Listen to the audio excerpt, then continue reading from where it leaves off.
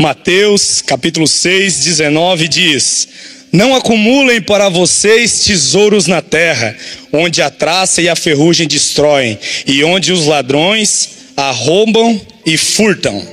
Vou pegar minha Bíblia aqui para ficar mais claro. Mas ajuntai para vós tesouros no céu, onde nem a traça e nem a ferrugem corroem, e onde os ladrões não arrombam e nem roubam. Pois onde estiver o vosso tesouro, ali também está o vosso... Amém. Onde estiver os nossos tesouros, também vai estar o nosso coração. Mateus 13, 44... completa esse texto dizendo: o reino dos céus é como um tesouro escondido num campo. Certo homem, tendo-o encontrado, o escondeu de novo, e então, cheio de alegria, foi e vendeu tudo o que tinha e comprou aquele campo. O reino dos céus também é como um negociante que procura pérolas preciosas. Encontrando uma pérola de grande valor, ele foi, vendeu tudo o que tinha e a comprou. O valor do reino de Deus é tão grande que faz com que todos os outros bens se tornem sem importância para nós. Tudo aquilo que a gente almeja, tudo aquilo que a gente deseja como homem é lícito, mas a presença do Senhor é o principal nas nossas vidas. A presença de Jesus é o mais importante para cada um de nós. Vejamos alguns exemplos práticos disso que eu estou falando. No nosso relacionamento com Deus, como funciona? Quando a gente experimenta pela primeira vez aquela paz e aquela liberdade que o pastor Telmo acabou de falar aqui, né? Que a gente não precisa beber, que agora a gente é livre. E eu sou tão livre que eu faço a escolha de não beber. E me contento com isso. Eu venho de uma família que gosta de uma cervejinha. E por muitos anos, sem sabedoria, eu tive dificuldade de lidar com isso. Porque eu dizia, não posso ir lá porque eles estão bebendo. Porque eles vão falar coisas que talvez me contamine. Ei, escuta uma coisa que eu vou dizer para mim e para você essa noite, meu irmão. Não pode se esconder uma lâmpada debaixo da mesa. A gente tem que vir para o centro da casa, para que a luz do eterno brilhe. Hoje, pastor, hoje, meus irmãos, eu vou nas festas. E às vezes eu até sento do lado de quem está bebendo e digo, e aí? Como é que estão as coisas? Tudo bem? Abra um diálogo. Porque Jesus, ele se abaixou diante daquela mulher e conversou com ela aqui. Jesus é simples. Quem complica é a caravana. Jesus sempre nos ensinou que é simplicidade, é equidade. Jesus se abaixava diante das crianças. Deixa vir as criancinhas a mim. Porque Jesus se colocava no mesmo plano, no mesmo nível. E os homens estão deturpando isso. A gente não, eu sou tão espiritual que eu não posso me achegar. Muito pelo contrário, eu sou tão espiritual que eu devo me achegar, para que a glória de Deus seja manifestada em qualquer lugar onde eu estiver. Amém?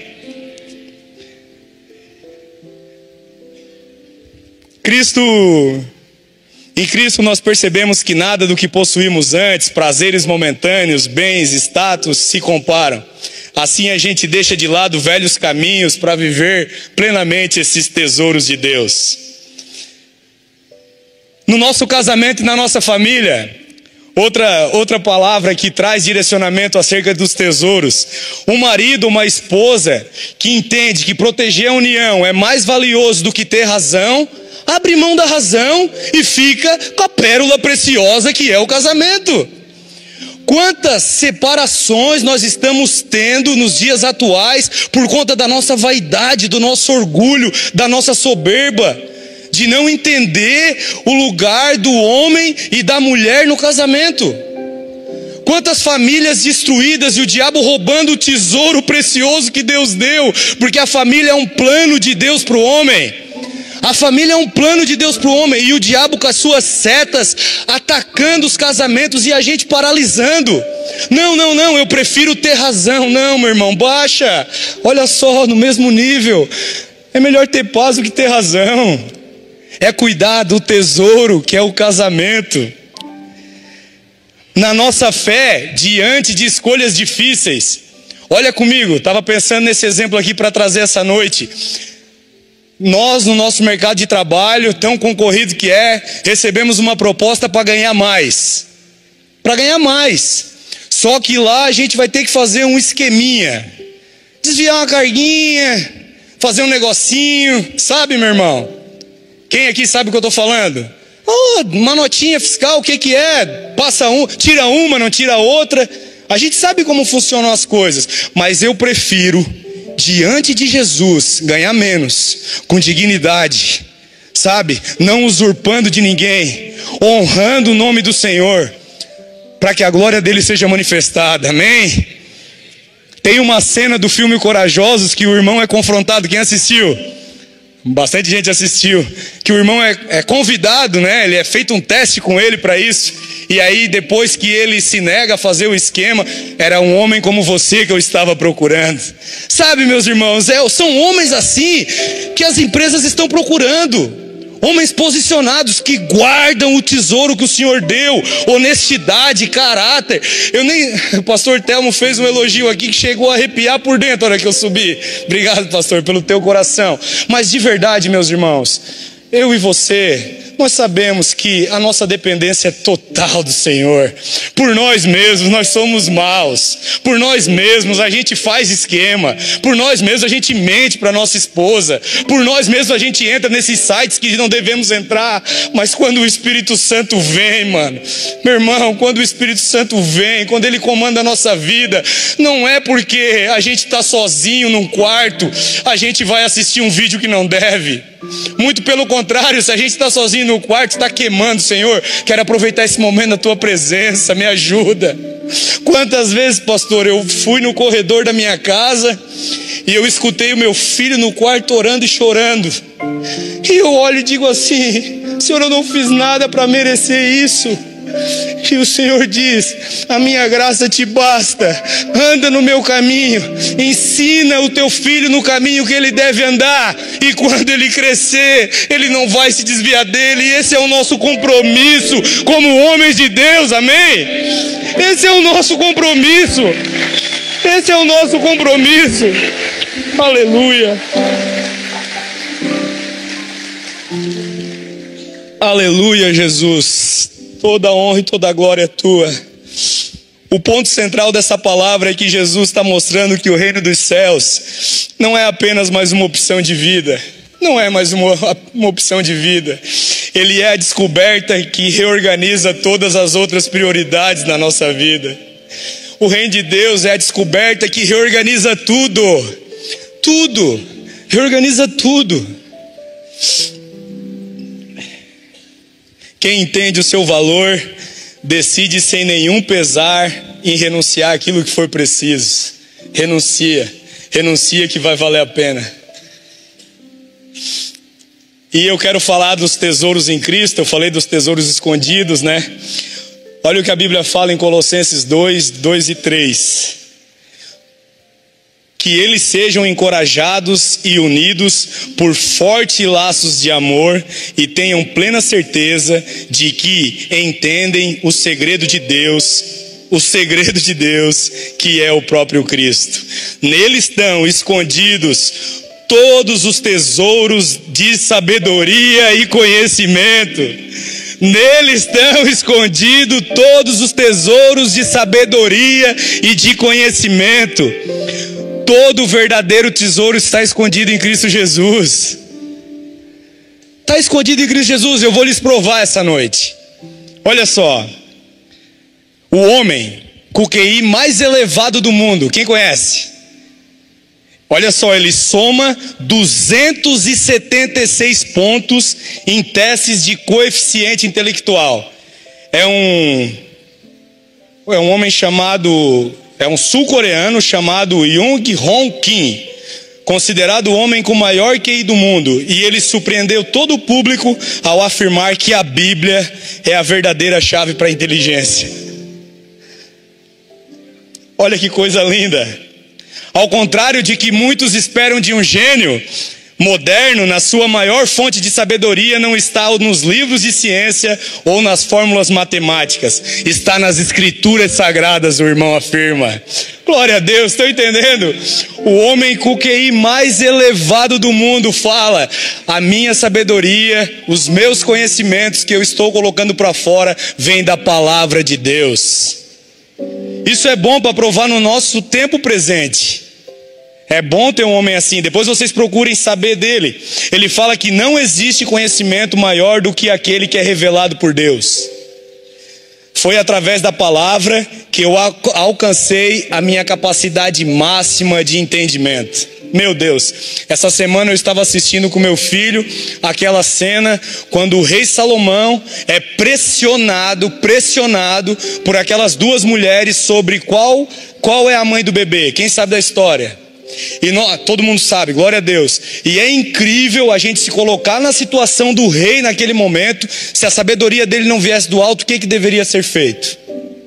Não sei. Vendo a cena física, porque eu só tinha lido, pastor, vendo a cena física eu fiquei, aquela pressão, a multidão pressionando ele, e ele dizendo, olha, corta o bebê no meio, dá para as duas. A mãe imediatamente se joga na frente e fala, não, pode dar para ela. Isso é uma sabedoria do alto, e ela vem de Deus. Ela vem de Deus. Efésios 3:8, para continuar sendo muito bíblico no que eu estou falando essa noite, vai dizer, as insondáveis riquezas de Cristo. Eu estou falando de tesouro, de riquezas em Cristo, né? Embora eu seja o menor dos menores dentre todos os santos, foi-me concedida essa graça de anunciar aos gentios as insondáveis riquezas de Cristo. O apóstolo Paulo menciona a palavra insondáveis. E olha que interessante, insondável é aquilo que é profundo demais para ser compreendido totalmente. Gente, estão entendendo? Insondáveis riquezas de Cristo. Insondável é aquilo que é profundo demais para ser compreendido. Lembra que eu falei no início? Eu não entendi algumas coisas. E eu questionava o Senhor. Senhor, por quê? Por quê, Senhor? Insondável é aquilo que ultrapassa a capacidade humana de entender, que não pode ser sondado, medido ou investigado. E aqui eu acho que vocês vão gostar. É como um oceano. Você pode mergulhar nele, desfrutar da água, mas jamais pode tocar o fundo ou medir toda a sua extensão. Estão entendendo? É como um oceano. Você pode mergulhar nele, você pode se deleitar nas águas, mas você não pode tocar o fundo. Essas são as insondáveis riquezas de Deus.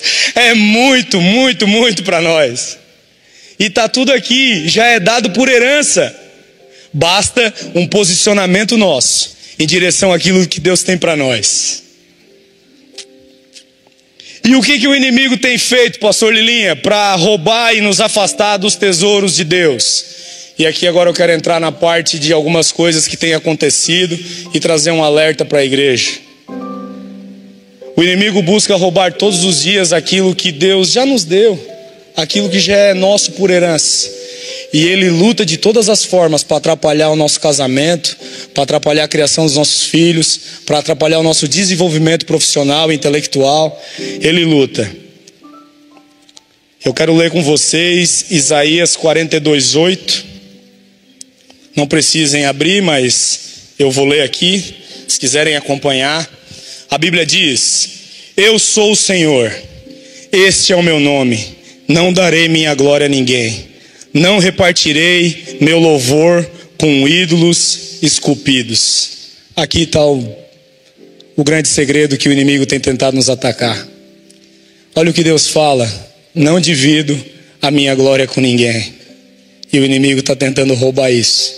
Está tentando roubar a glória e a presença de Deus, a arca da aliança de Deus nos nossos corações. A glória pertence somente a Ele. Ele não compartilha sua honra com ídolos, com falsos deuses ou com qualquer outra criatura. Nossa geração, eu estou junto com vocês, meus irmãos, nisso, tem levantado os bezerros de ouro desse século. A nossa geração tem levantado bezerros de ouro nos dias atuais. Modernos, bezerros de ouro modernos. E tem encaixado esses bezerros de ouro nas nossas rotinas. Carreira, dinheiro, status. Até mesmo o celular pode se tornar um Deus. Tira o Instagram do irmão a semana para ver. Tira o aplicativo do Tigrinho. Deus o livre, está amarrado. O celular hoje domina a nossa mente, domina o nosso tempo. Quantos de nós aqui temos deixado, por exemplo, o dinheiro se tornar um Deus nas nossas vidas? O dinheiro tem se tornado um ídolo para nós, e o dinheiro se torna a nossa prioridade máxima em tudo que a gente faz. Isso nos leva daí a perder a nossa paz, perder os nossos valores, pois o nosso coração se perde e os nossos valores se corrompem. E aí sabe o que acontece? A nossa paz desaparece. É ou não é? Se a conta está no azul, tá tudo jóia. Se a conta está no vermelho, meu irmão, não é assim. O dinheiro não pode ser um Deus e não pode roubar o lugar do Senhor nas nossas vidas. Quando a gente valoriza o nosso status, que foi algo que eu coloquei aqui, nosso coração ficou orgulhoso. Eu sou membro da Abapai, sou amigo do pastor Telmo, trabalho na empresa tal, tenho um cargo, tenho um carro. Gente, o status nos afasta de Deus. E olha como é perigoso o orgulho. Olha o que o Tiago vai dizer, Tiago 4:6. Deus resiste aos soberbos, mas dá graça aos humildes. Sabe, às vezes o plano de Deus está ali, o pastor já nos ensinou, né? A bênção, ela está aqui, e a gente precisa caminhar em direção à bênção. Mas daí a gente se desvia, a gente vai para lá, aí depois a gente vai para cá, e o caminho de volta é tão mais difícil do que o caminho daqui. O caminho que a gente deve seguir. Muitas coisas não estão acontecendo porque a gente está colocando esses ídolos falsos no lugar de Deus na nossa vida. Prestem atenção nisso. Também estou prestando. Vale a pena para nós como homens cuidar disso aqui. Mas é pecado ter um bom nome, Lilinha? Claro que não.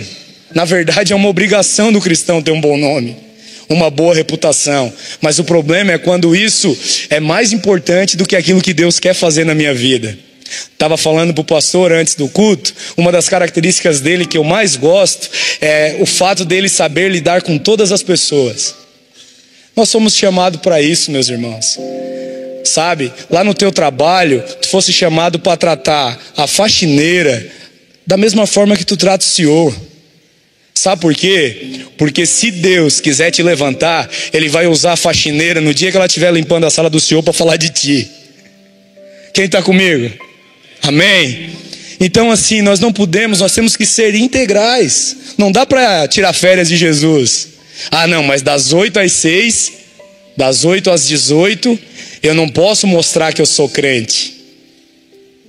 Essa semana eu estava diante do meu CEO lá da companhia, discutindo algumas coisas, e eu falei para ele, eu disse, olha, eu não posso ser juiz sobre essa causa, uma causa delicada, difícil, que a gente está administrando lá. Eu não me considero no direito de ser juiz dessa causa. Por quê? Mas porque o erro da pessoa não deve ser colocado em evidência. E aí eu vou expressar o meu ponto de vista acerca de algo que talvez eu não esteja correto, e o meu ponto de vista não passa da vista de um ponto. Então eu não me sinto no direito. E aí ele olhou para mim assim. Aí eu lembrei da cena de Salomão lá. Aí tu vai pegando, isso é bíblico. Tu vai falar de alguém que não está presente? Quem está comigo? Parece que bugou o Windows aí, como diz o pastor. Tu não pode falar mal, meu irmão. Tu é sal, tu é luz. Tu não pode, a gente não pode falar mal. Nosso papel é edificar. Aquilo que não edifica, sai da nossa boca. Se não edifica, não deve ser falado. Sabe aquela rodinha? Tu sabia que o irmão ali... Meu irmão, tu vai falar bem ou mal? Não vou falar mal. Não é falar mal, vou falar pra gente orar. Tá amarrado, Satanás, então chama ele. Se é pra gente orar, chama ele. Aí a gente ora junto. Não, mas daí não dá, né? Ele vai ficar constrangido. Então não vem contaminar. Porque quando tu destrói o irmão pra mim, tu estás colocando o inferno dentro de mim, através da vida do irmão. É ou não é? Eu não vou pré-julgar o irmão toda vez que eu olhar. Não, esse aí, esse aí é picareta. Não destrói o teu irmão pro outro. Aleluia. Não destrói o teu irmão para o outro, protege a igreja. Protege a igreja. São grandes os perigos da idolatria. E vamos ver isso aqui à luz da palavra. Daniel 9:5 vai dizer: pecamos e cometemos iniquidades, e procedemos impiamente, e fomos rebeldes, apartando-nos dos teus mandamentos e dos teus juízos. Deixa eu te dizer uma coisa: o primeiro passo para nós cristãos é reconhecermos as nossas limitações e os nossos pecados. Sabe, meus irmãos, a gente não tem, tá falando com o pastor Fabianinho antes, a gente nem tem pregado sobre batismo aqui quase na igreja. Alguém tem visto? O pastor quase nem tem pregado sobre batismo. Só que cada batismo a gente se surpreende com o número de pessoas. Por quê? Porque a porta está aberta para mim e para você. Não é porque a Raba Pai aceita tudo. Não é. É porque tem pão na casa de pão. Sabe, se você é pecador, bem-vindo ao time, dá a mão para mim aqui, tem um lugar na mesa. Tem um lugar na mesa. Eu gosto de uma frase que eu aprendi que diz que o evangelho é um mendigo falando para o outro onde tem pão. Então, se eu, como irmão mais velho, entender que eu sou um mendigo e que eu estou dizendo para o outro: ei, vem que tem pão, glória a Deus, eu estou cumprindo aquilo que eu fui chamado, eu não posso ser juiz sobre uma causa. E o Espírito Santo vai convencer. O Espírito Santo vai convencer. Ah, mas o irmão ainda toma uma cervejinha, o irmão ainda fuma um cigarrinho. O pastor conta o testemunho da irmã que ele batizou com cigarro no bolso. Está entendendo o que Deus pode fazer? Agora o nosso papel não é fechar a porta, não é ser o irmão mais velho e não se alegrar com o retorno de algum irmão para casa, como com o retorno do filho pródigo. Temos nos afastado de Deus, como diz o texto, mas estamos mantendo as nossas aparências religiosas. Estamos dentro da igreja, cumprimos rituais litúrgicos, mas nosso coração está lá fora. A gente vem aqui, cumpre o ritual litúrgico, mas a nossa cabeça está lá fora. E aí o pastor Telmo nos vê aqui no domingo, né? Pastor Telmo a gente pode enganar com um sorriso, né? Com uma boa fala, com uma fala branda, mas a Deus a gente não pode enganar. Estão entendendo? Então assim, não vamos manter a aparência religiosa para agradar pessoas, vamos mergulhar nesse rio. Ezequiel 47, né? Vamos deixar a água cingir os nossos lombos para que a gente perca o controle, para que esse rio de água viva flua em nós. O salmista enfatiza que os ídolos têm boca, mas não falam, têm olhos, mas não veem, e quem confia neles é semelhante a eles. Estão entendendo? O celular, se a gente confia no celular, a gente vai se tornar semelhante a ele. Se a gente confia no dinheiro, a gente só vai pensar em dinheiro. E gente, eu não estou aqui dizendo que o dinheiro é ruim, pelo amor de Deus, tá? Se tiver sobrando aí, pode mandar aqui, glória a Deus. Mas é saber usar com discernimento para que a obra de Deus... A minha esposa fala uma coisa que me agrada muito, que ela fala assim, ó: Deus só vai nos dar dinheiro para uma coisa. Fala, amor, ela é bem crente assim, e direta. Quem conhece sabe. Fala, amor, por quê? Se Deus dá dinheiro na nossa mão, é para a gente abençoar a igreja. É para a gente cuidar daquele que não tem, do órfão, da viúva, do necessitado. Sabe, meu irmão, é para isso que Deus nos abençoa. Por que a gente vai fazer? Vai botar no caixão de 7 gavetas e vai levar? Vamos ser felizes. Vamos fazer as pessoas terem acesso àquilo que talvez elas não puderam por algum erro ou por algum momento da vida que não lhes foi permitido. Amém? Vamos estender a mesa. Jeremias 2,13 nos alerta: o povo trocou a fonte de água viva por cisterna rachada. Sabe, esse povo que Jeremias está falando sou eu e você. A gente trocou a presença por algo vazio. E tem um convite para nós essa noite aqui, né? Tanta graça estabelecida.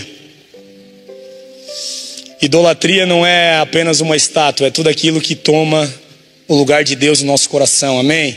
Conseguiram entender o que o diabo está fazendo? Está claro? Amém. Isaías 44 diz: o profeta evidencia a minha e a sua tolice, né, em fabricar falsos deuses. Olha o que ele diz: o homem corta madeira, parte e usa para cozinhar e se aquecer, e o resto transforma em um Deus para adorar.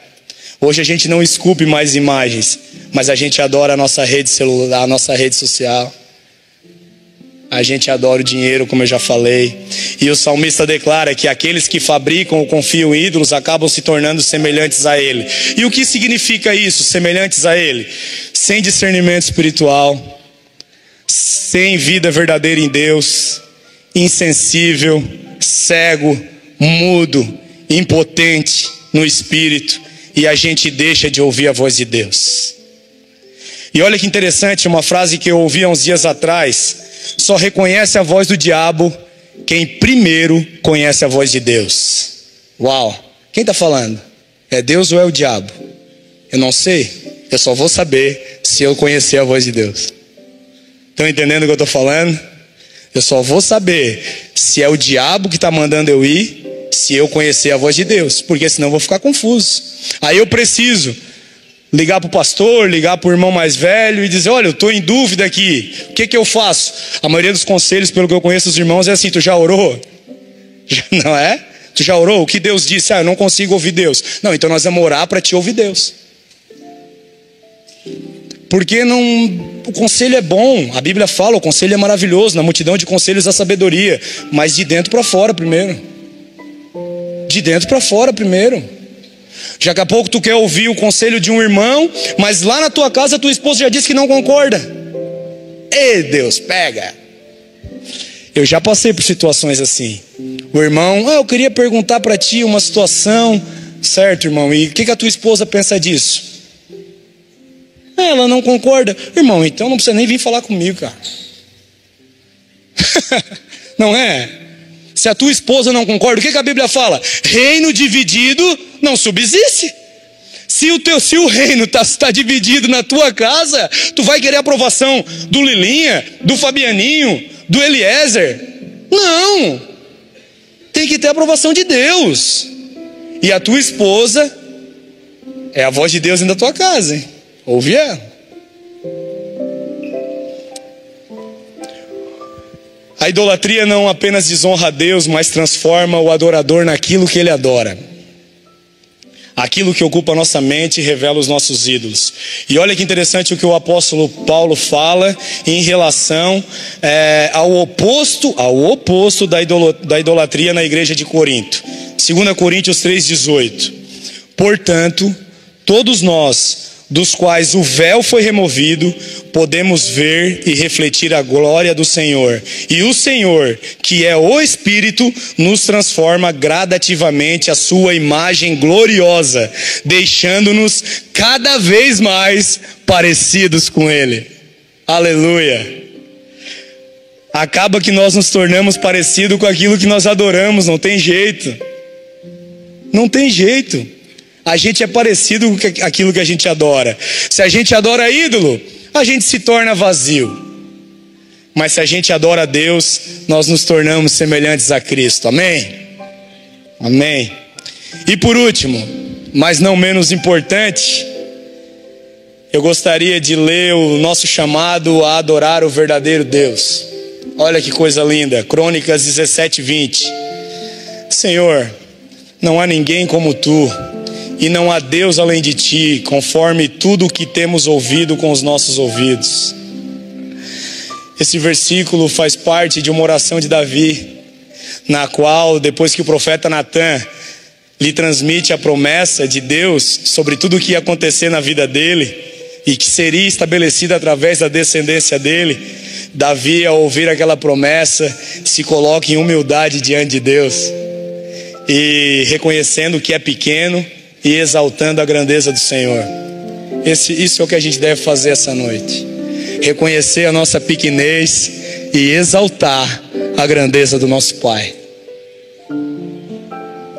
O Senhor é a minha porção e o meu cálice. Tu sustentas o meu quinhão. Não tenho bem nenhum além de ti, Jesus. Aqui Davi está expressando a confiança e a alegria que ele tem em Deus. Ele reflete uma dependência total. E é isso que eu queria te fazer o convite essa noite. Para a gente ter uma dependência total no Senhor. Que você e que eu, que nós possamos sair daqui essa noite dizendo: Senhor, nós colocamos toda a nossa dependência em Ti. Sabe, como eu disse no começo, eu não vim trazer uma palavra para homens emocionados. Eu vim trazer uma palavra para homens posicionados. Para a gente sair daqui e dizer: o que está me roubando do Senhor? É o dinheiro? É o status? É o celular? O que tem me tirado da presença de Deus? O que tem afetado a minha vida como homem? Por que eu não estou construindo um pavimento correto? Onde eu estou errando? É essa reflexão que eu te convido essa noite. Nós temos crido e confiado naquilo que o Senhor tem para nós? Não precisa me responder. E eu encerro com um convite para mim e para você essa noite. Apocalipse 2, 4, 5 vai dizer: tenho porém contra ti que deixasse o teu primeiro amor. Lembra-te, pois, de onde tu caíste, arrepende-te e pratica as primeiras obras. Senão, brevemente virei a ti e tirarei do seu lugar o teu candelabro.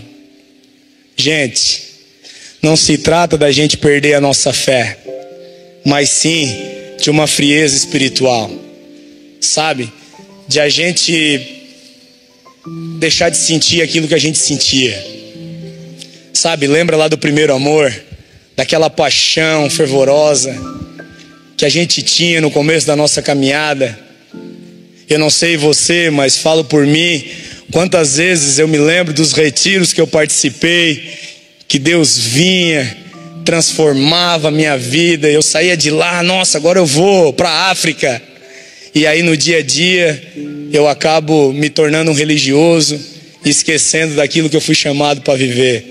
O Senhor está te convidando essa noite, convidando eu e você: retorna ao primeiro amor, pratica as primeiras obras, entrega a tua vida como no início, te apaixona por mim de novo, me leva para o teu quarto, para que a gente tenha uma intimidade.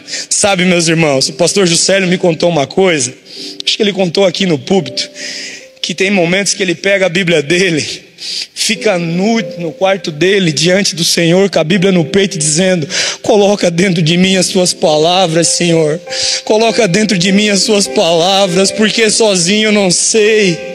Sabe, aqui não tem super-homem, não tem super-Telmo, não tem. Eu conheço o pastor Telmo, nossa, cara incrível, ser humano incrível, mas ele é temente a Jesus. Por isso que Deus está fazendo tudo isso aqui. Não tem a ver com homens, não tem a ver com homens o que a gente está vivendo nesses dias, sabe? Não vamos perder esse avivamento que está na nossa igreja, que está na nossa comunidade de fé.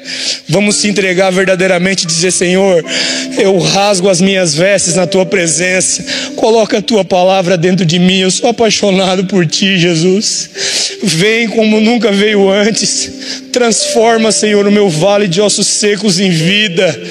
Tira, Senhor, dentro de mim aquilo que tem que ser arrancado, a minha podridão, os meus pensamentos ruins. Arranca de mim esse mal, Senhor. Sabe, meus irmãos, é um convite para que a gente retorne ao primeiro amor essa noite.